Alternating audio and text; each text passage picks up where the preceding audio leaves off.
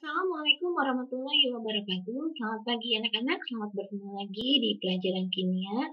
Semoga kalian tetap semangat untuk memahami materi-materi kimia. Baik, untuk pertemuan kali ini Ibu masih membahas tentang KD 310. Oke, KD 310 ini cukup panjang ya anak-anak. Perhitungan semua.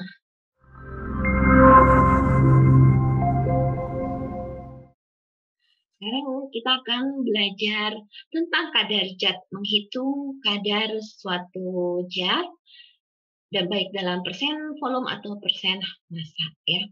Ini adalah kompetensi dasarnya, jadi masih 3 KD 310. Di sini ada menerapkan hukum-hukum dasar, juga kadar zat dalam menyelesaikan perhitungan kimia. Lalu tujuan pembelajarannya atau indikator pencapaian kompetensinya adalah kalian bisa menghitung zat dalam campuran dengan persen massa atau persen volume, kemudian juga dalam BPJ, bagian per sejuta. Kemudian juga kalian bisa menganalisis banyaknya zat yang terkandung dalam campuran dengan kadar tertentu. Baik, untuk memahami apa itu kadar zat, kalian mungkin sering melihat botol cuka seperti ini ya.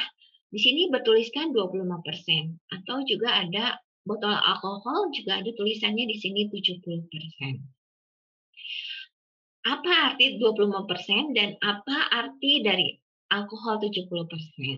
Itu nanti akan kamu dapatkan pengertiannya pada kadar zat dalam persen volume dan persen massa ya.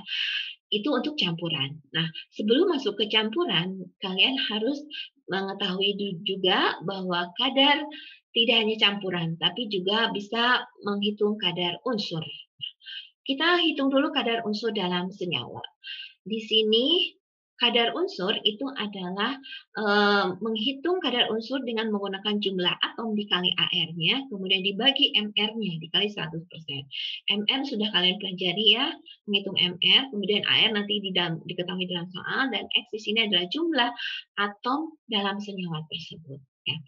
Nah, yang ditanyakan tidak hanya prosentase, bisa juga kandungan unsur itu dalam sekian gram suatu senyawa. Ya. Nah, ini penjelasannya. Jadi X adalah tadi seperti yang Ibu sebutkan, jumlah atom dan seterusnya. Ya, baik, kita masuk ke contoh soal saja ya. Di sini berapa persen massa unsur Ca, C, dan O dalam senyawa CaCO3? Diketahui ArCa. Diketahui AR-nya ya. Jadi karena tadi dalam rumusnya harus ada MR-nya, sedangkan di sini dalam soal belum ada MR-nya, maka kalian harus menghitung berapa MR dari senyawanya. Di sini senyawanya adalah CaCO3. Jadi seperti biasa kalian hitung jumlah atom Ca dikali AR-nya ya, kemudian atom C dikali AR-nya, dan atom O dikali AR-nya. Maka kita dapatkan harga MrCaCO3 itu adalah 100. Nah, baru kita masukkan ke rumusnya. Persen massa sama dengan persen Ca sama dengan jumlah atom Ca-nya di sini 1, dikali ArCa-nya 40, dikali MrCa-nya nanti di sini 100 ya. Maka kita masukkan 1 kali 40 kali 100, kita dapatkan 100%. Dikali 100% kita dapatkan 40%. Kemudian persen C sekarang. Persen C juga sama. Jadi C-nya di sini ada 1 dikali AR-nya, ARC-nya dibagi MrCaCO3 kali 100%, maka kita dapatkan 1 kali 12 kali 100 kali 100%, yaitu 12%. Dan untuk O, karena di sini ada angka indeksnya 3, maka jumlah atom O di sini ada 3. Dikali ARO-nya dibagi MR-nya kali 100%, maka kita dapatkan 48%. Itu menghitung persen massa unsur dalam senyawa. Sekarang menghitung persen massa dalam sekian gram senyawa ya. Di sini dalam 171 kilogram ya. Di sini yang Ibu tunjukkan hanya massa AL-nya saja ya. Jadi seperti biasa tadi, karena MR-nya belum diketahui, harus kalian cari berapa MR senyawanya. Di sini senyawanya adalah Al2SO4 3 kali. Jadi seperti tadi, jumlah atom Al dikali AR-nya, jumlah atom S dikali AR-nya, jumlah atom O dikali O-nya, maka kita dapatkan 342. Maka massa Al itu adalah 2 dikali AR, kemudian dibagi MR, nah sekarang dikali 171. kilo ya sebagai massa aluminium sulfatnya. Jadi 2 kali 27 dibagi 342 dikali 171 maka kita dapatkan 27 kilogram. Jadi massa Al dalam senyawa Al2SO4 sebanyak 171 kilo itulah hanya terkandung 27 kilo. Nah, silakan kalian coba menghitung S dan O seperti contoh pada Al ini ya. Baik, tidak hanya sekedar kadar unsur yang diketahui dalam senyawa, tapi kita juga bisa menghitung kemurnian suatu senyawa. Ya, di sini rumusannya adalah persen senyawa dibagi persen unsur dikali mr senyawa dibagi jumlah atom dikali AR unsurnya. Ya, ini keterangan dari rumus tadi. Ya, silakan kalian baca. Jadi persen senyawa di sini senyawanya dimisalkan dengan X, M, Y, N, lalu persen X. Kalau misalnya yang ditanya persen X, kalau yang ditanya persen E, ya di sini berarti persen Y. Ya. MR-nya senyawanya, baru di sini jumlah atomnya dikali ARX. Atau kalau yang ditanya Y, ya berarti di sini ARY. Ya. Kita lihat contoh soalnya. Jika kandungan senyawa urea dalam pupuk urea adalah 75%, berapa kadar nitrogen dalam pupuk tersebut? Di sini masih menggunakan rumus yang tadi persen unsur dalam senyawa ya. Kali ini yang diketahuinya senyawanya dalam 75%. Kalau tadi dalam kilogram ya. Jadi kadar ureanya 75%, MR-nya di sini 60 dikali yang ditanya adalah kadar nitrogennya ya. Jadi persen N sama dengan jumlah atom N dikali AR-nya dibagi MR CONH2 dua kali atau urea dikali 100 persen CONH2 dua kali ya. Jadi jumlah N-nya di sini sesuai indeksnya 2, lalu ARN-nya di sini 14 dikali MR-nya di sini 60 dikali 75%, maaf tadi dibagi ya. Dibagi 70 dikali 75% maka kita dapatkan 35% kadar N dalam 75% urea ya. Kemudian lanjut ke contoh soal berikutnya. Berapa kemurnian ureanya sekarang jika terkandung 46% nitrogen? Kebalikannya sebetulnya ya. Oke, kita lihat di sini yang diketahuinya adalah persen nitrogen 46%, kemudian juga AR-nya diketahui, dan yang ditanya adalah kemurnian ureanya, senyawanya. Baik, karena di sini belum ada MR-nya, kita cari dulu MR-nya kalau di sini ya. Jadi sama seperti tadi jumlah atom dikali AR-nya, maka kita dapatkan MR CONH2 dua kali itu adalah 60 atau ureanya ya. Kemudian rumusannya adalah persen senyawa dibagi persen unsur sama dengan MR senyawa dikali jumlah atom dikali ARX-nya. Nah, sekarang persen senyawanya itu adalah persen yang kita cari, kemudian persen unsur adalah di sini yang diketahui dalam soal 46%, kemudian MR-nya di sini sudah kita hitung tadi 60, ya. Kemudian jumlah atomnya di sini dilihat dari rumusnya jumlah N-nya adalah 2, ya. Jadi 60 dibagi 2 kali 14 di sini. Ya, ini rumusannya tadi ya. Sekarang 2 kali 14, di sini jumlah atom N-nya adalah 2. 60 adalah MR-nya ini yang sudah kita hitung. Maka sekarang persen ureanya itu adalah 60 dibagi 28 dikali 46%. Maka kita dapatkan 98,6%. Jadi kemurnian urea itu adalah 98,6%. Baik, kita lanjut ke persen volume. Nah, seperti dulu kalian mempelajari larutan elektrolit, Ibu berikan pengertian bahwa larutan itu adalah campuran dari zat larut ditambah pelarut. Nah, kalau untuk mencari berapa zat larutnya, itu adalah larutan dikurangi pelarut. Begitu juga kalau yang ditanyakan di sini pelarut, maka larutan dikurangi zat larut. Nah, persen volume itu adalah volume zat larut dibagi volume larutan dikali 100%. Nah, karena tadi larutan adalah campuran dari zat larut ditambah pelarut, maka bisa juga kamu uraikan menjadi volume terlarut dibagi volume zat larut ditambah volume pelarut, ya. Jadi bisa kamu tambahkan di sini zat larut supaya membedakan antara terlarut dengan pelarut. Nah, ini rumusan secara panjangnya ya. Jadi seperti yang tadi, arti persen volume itu adalah kadar zat yang terbentuk antara dua cairan. Misalnya, alkohol 70% tadi mengandung 70 mili alkohol murninya, sedangkan airnya hanya 30 mili. 30 mili ada tinggal 100 dikurangi 70 itu 30. Ya, jadi arti dari 70% itu adalah 70 ml zat larutnya, dan sisanya adalah air sebagai pelarutnya. Gitu. Baik, persen massa juga sama di sini, hanya satuannya saja yang beda. Kalau di sini massa adalah gram, kalau tadi volume adalah satuannya mililiter. Jadi persen massa itu adalah massa zat larut dibagi massa larutannya. Kalau kalian masukkan larutannya adalah campuran zat larut ditambah pelarut, maka kita dapatkan rumusannya ini lebih panjang lagi. Nah, persen massa artinya juga sama seperti persen volume, hanya di sini satuannya yang membedakan ya. Jadi kalau ada 10% garam itu artinya berarti 10 gram garamnya, dan sisanya adalah air 100 dikurangi 10 yaitu 90. Oke. Semoga kalian paham. Baik, untuk lebih memahaminya mari kita lanjut ke contoh soal. Gula sebanyak 60 gram dicampur dengan air sebanyak 90 gram menghasilkan sirup. Ya, berapa persen kadar gula dalam sirup tersebut? Di sini yang diketahui adalah massa gula 60 gram, massa airnya 90 gram. Yang ditanya adalah kadar gulanya dalam persen massa. Ya, baik.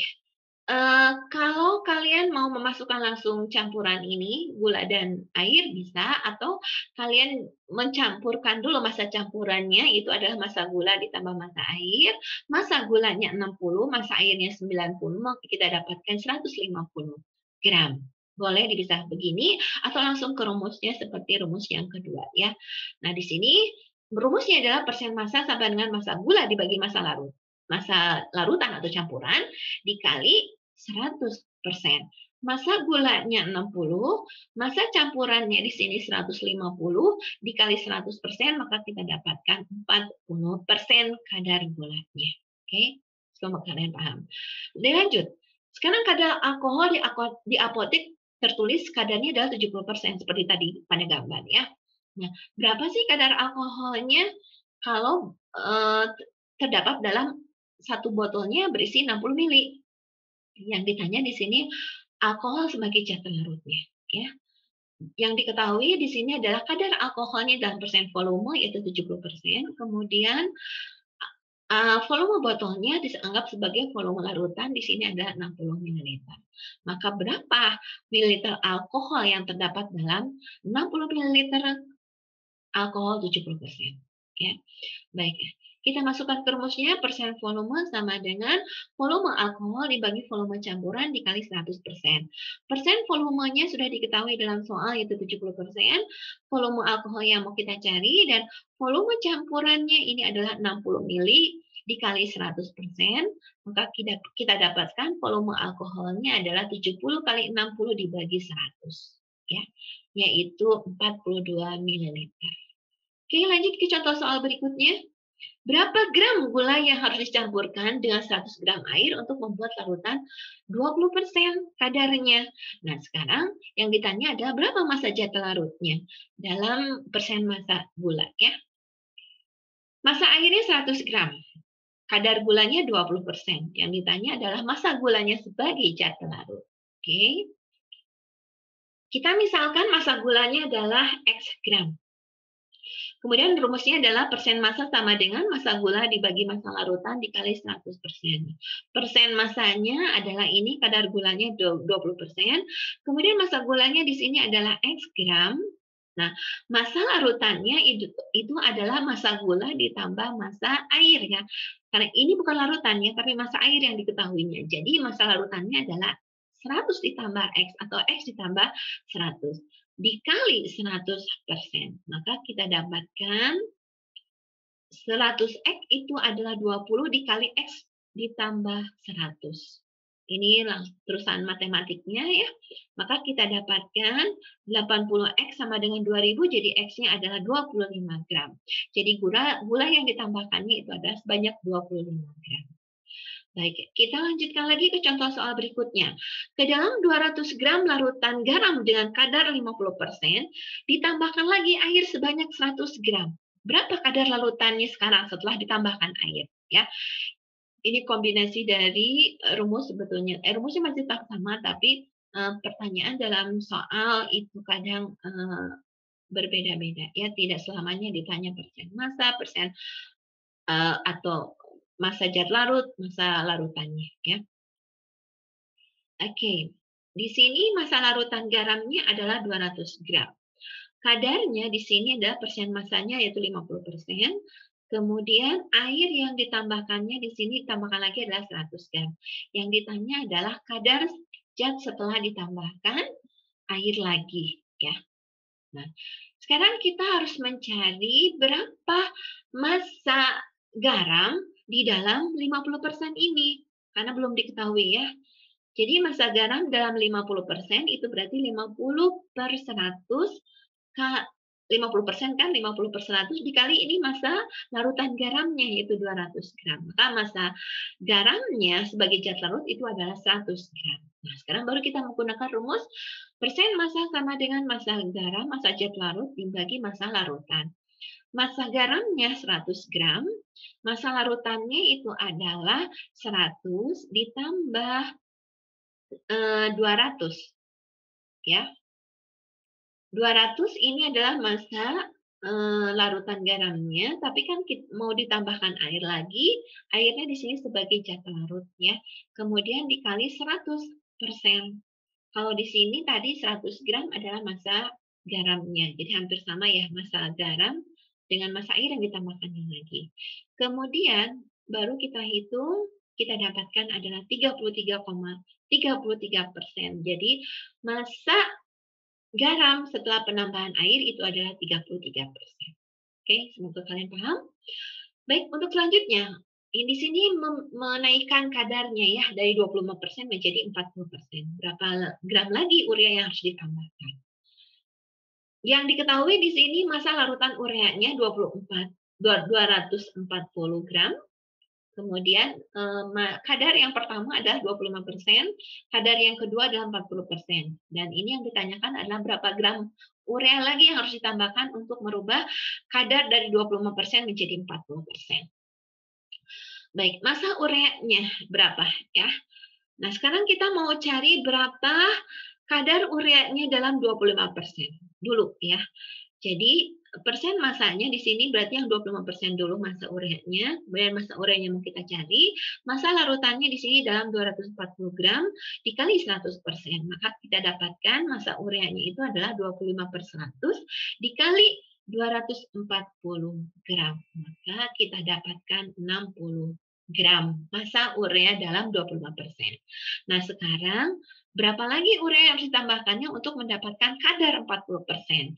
Jadi sekarang persen massanya 40%, kemudian massa ureanya yang mau kita cari 60 ditambah berapa? Dibagi 240, maka dikali 100%. Ya. Jadi tinggal matematiknya di sini kali silang 6.000 ditambah 100x sama dengan 9.600 itu 240 dikali 40 ya. Kita dapatkan X-nya adalah 3.600 dibagi 100 yaitu 36 gram. Jadi urea yang harus ditambahkan lagi untuk merubah kadarnya menjadi 40% itu adalah 36 gram. Oke, sekarang untuk mencampurkan larutan dengan kadar tertentu ya. Mencampurkan larutan dengan masing-masing kadarnya. Di sini ada larutan gula dengan kadar 100%, kemudian ada larutan gula dengan kadar 20%. Nah, kalau kita campurkan jadi berapa kadarnya ya? Massa larutan gula yang pertama 100 gram dengan kadarnya 10%. Kemudian massa larutan kedua 200 gram dengan kadarnya 20%. Jadi berapa persen campurannya? Kadar campurannya. Rumus persen massa di sini adalah massa larutan gula ke-1 ditambah massa larutan gula kedua dibagi massa larutan gula ke-1 dan kedua dikali 100%. Massa gula larutan ke-1 adalah 100 gram kan? Dikali 10%-nya, kemudian massa larutan gula itu ada 20% kali 200 dan massa larutannya di sini adalah 100 gram ditambah 200 gram dikali 100%. Maka kita dapatkan persen massa campuran itu adalah 16,67%. Ya. Oke anak-anak, semoga kalian paham untuk persen massa, persen volume. Dan sebetulnya ada satu lagi persen massa per volume. Tapi itu persen massa per volume ya sama saja dengan persen massa dan persen volume. Hanya di sini satuannya, kalau persen massa per volume berarti satuan zat larutnya adalah gram, dan satuan pelarutnya sebagai air di sini dalam volume. Gitu. Ya, baik kita lanjut ke kadar berikutnya yaitu bagian per sejuta massa atau BPJ. BPJ itu adalah massa zat larut dibagi massa larutan dikali 1 juta, 10 pangkat 6. Atau juga bisa dalam satuan volume. Volume zat larut dibagi volume larutan dikali 10 pangkat 6. Ya, jadi BPJ-nya bisa dalam satuan massa, bisa juga dalam satuan volume. Nah, untuk menghubungkan persen massa atau persen volume dengan bagian per sejuta atau juga dalam bahasa Inggris disingkatnya ppm, part per million, maka kita dapatkan rumusannya adalah persen massa atau volume itu sama dengan ppm-nya dikali ppm massanya dikali 10 pangkat 4 atau volumenya ya atau ppm volume dikali 10 pangkat 4. Dan kebalikannya, kalau mencari ppm atau BPJ dari persen massa, maka tinggal dikali 10 pangkat 4. Baik, untuk lebih jelasnya kita lihat contoh soalnya. Air sungai yang tercemar air raksa sebanyak 2 kilo. Jadi air sungainya sebanyak 2 kilo yang sudah tercemar. Kemudian dianalisis ternyata mengandung 12 mg air raksa. Berapa kadar air raksa dalam satuan BPJ yang terkandung dalam air sungai tersebut? Baik. Yang diketahui di sini adalah massa air raksa 12 gram, massa raksanya ya. Kemudian massa air sungainya di sini yang tercemar adalah 2 kilo. Yang ditanya adalah kadarnya dalam BPJ. Jadi, sekarang di sini satuannya, di sini air raksanya dalam miligram, tapi air sungainya dalam kilogram. Jadi, salah satunya harus diubah supaya sama satuannya, maka yang 12 miligram tetap yang massa air sungainya dari 2 kg kita ubah ke miligram itu adalah 2 kali 10 pangkat 6. Masih ingat jembatan apa ya? Turunan dari kilo ke gram ke dekagram dan seterusnya ya sampai miligram itu adalah ada 10 tangga ya. Maaf 6 tangga ya. Maka kita dapatkan di sini 10 pangkat 6 miligram. Kemudian kadar air raksanya berarti di sini massa air raksa dibagi massa campurannya atau massa larutannya dikali 10 pangkat 6 karena kita menghitungnya dalam BPJ. Kalau tadi dalam persen, sekarang dalam BPJ yaitu dikalikan 10 pangkat 6 atau dikali 1 juta. Kadar air raksanya sekarang air raksanya 12 mg dikali massa air sungainya 2 kali 10 pangkat 6 kali 10 pangkat 6 maka kita dapatkan di sini 6 BPJ kandungan air raksa dalam air sungai sebanyak 2 kilo tadi ya. Nah, untuk soal berikutnya itu adalah hubungan dari tadi persen massa atau persen volume ke ppm ya. Di sini yang diketahuinya adalah persen volume CO2 0,033%. Yang ditentukannya adalah kadar CO2 dalam ppm. Jadi kadar dalam ppm volume adalah persen volume dikali 10 pangkat 6. Persen volumenya tadi 0,033 dikali 10 pangkat 4, maka kita dapatkan 330 ppm. Nah, ini sangat mudah ya untuk menghitungnya. Jadi tinggal kali 10 pangkat 4, berapa persen volumenya kali 10 pangkat 4. Kalau persen massa berarti ya sama aja, dikali 10 pangkat 4 juga. Oke anak-anak, semoga kalian paham untuk menghitung kadar zat dari mulai kadar unsur dalam senyawa, kemudian persen massa, persen volume, dan BPJ. Baik. Untuk lebih jelasnya lagi atau untuk lebih memahaminya, mari kita berlatih dengan soal-soal. Ya, seperti biasa kalian kerjakan soal-soal di KBM-nya dan kita akhiri pertemuan ini. Kita berjumpa lagi minggu depan dengan materi yang baru lagi. Wassalamualaikum warahmatullahi wabarakatuh.